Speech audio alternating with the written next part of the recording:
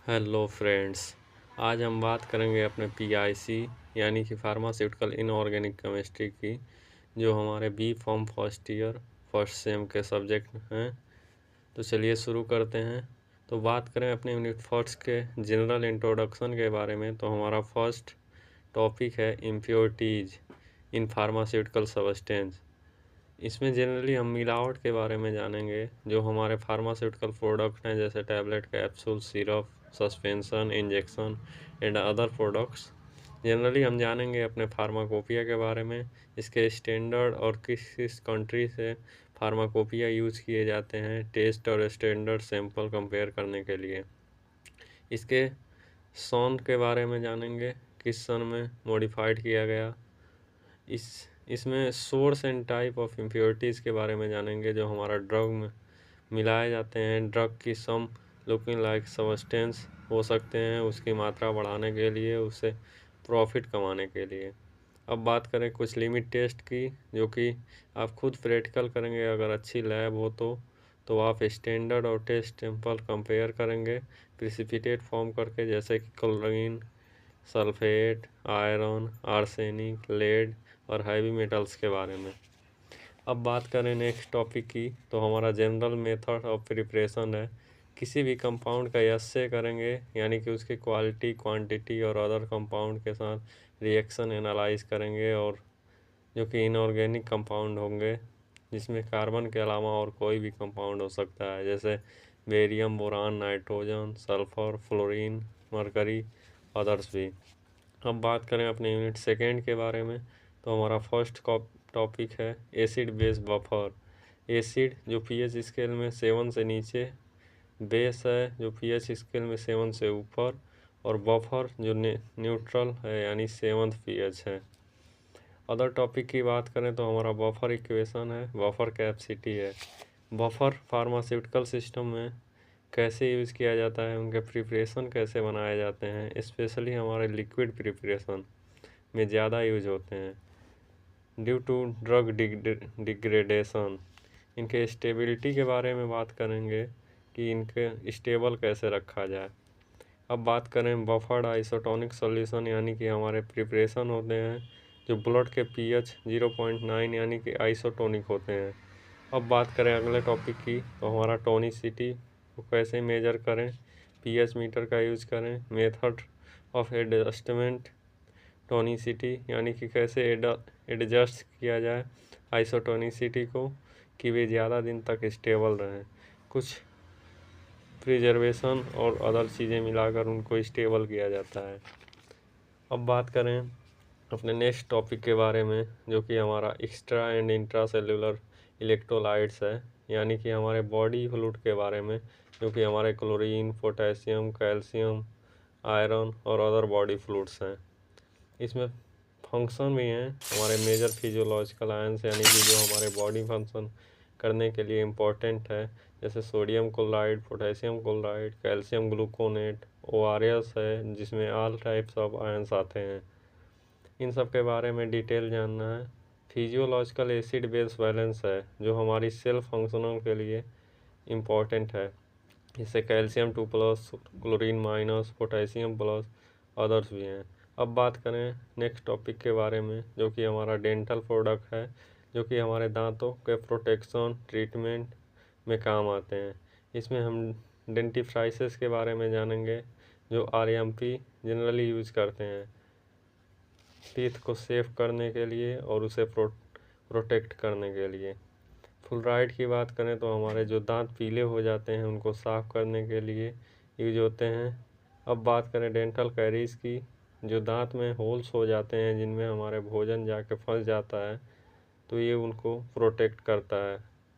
डिसैनिटाइजिंग agent की बात करें तो हमारी दांतों में जो झंझनाहट होती है, जो दांतों की नसों में ज़्यादा ठंडा या गर्म चीज़ें खाने पीने से होता है, इनके ट्रीटमेंट के हेल्प करता है। अब बात करें calcium carbonate, sodium fluoride, zinc eugenol cement की, तो ये यूज़ किए जाते हैं नकली दांत बनाने में, और दांत में अगर होल हो तो उनके भरने में काम आता है।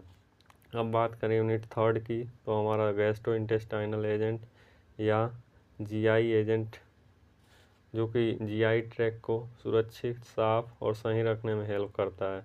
तो इसमें बात करें अपने फर्स्ट टॉपिक की, तो हमारा एसिडिफायर है, जो कि एसिड बनाने में मदद करेगा स्टमच में, जिसमें खाना ब्रेक डाउन होता है डाइजेस्ट होने के लिए। इसमें NH4Cl और डाइल्यूट HCl आते हैं।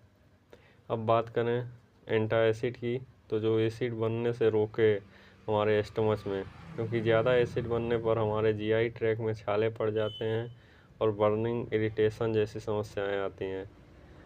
इसे हम आइडियल प्रॉपर्टीज ऑफ एंटासिड के बारे में जानेंगे कि हमारे नॉन इरिटेशन को अदर प्रिपरेशन ना काज करें, अदर रिएक्शन ना काज करें, फ्लेवरेबल हो, अदर भी चीज़ों के बारे में इसमें और बात करेंगे। अपने कॉम्बिनेशन ऑफ एंटासिड के बारे में, जो कि एंटासिड के साथ दिए जाते हैं, जैसे sodium carbonate, aluminium hydroxide gel, magnesium hydroxide gel के मिक्सचर के बारे में भी जानेंगे। अब बात करें अपने नेक्स्ट टॉपिक की, तो हमारा एंटी माइक्रोबियल है, यानी कि जो अपोज करे हार्मफुल माइक्रो ऑर्गेनिज्म को।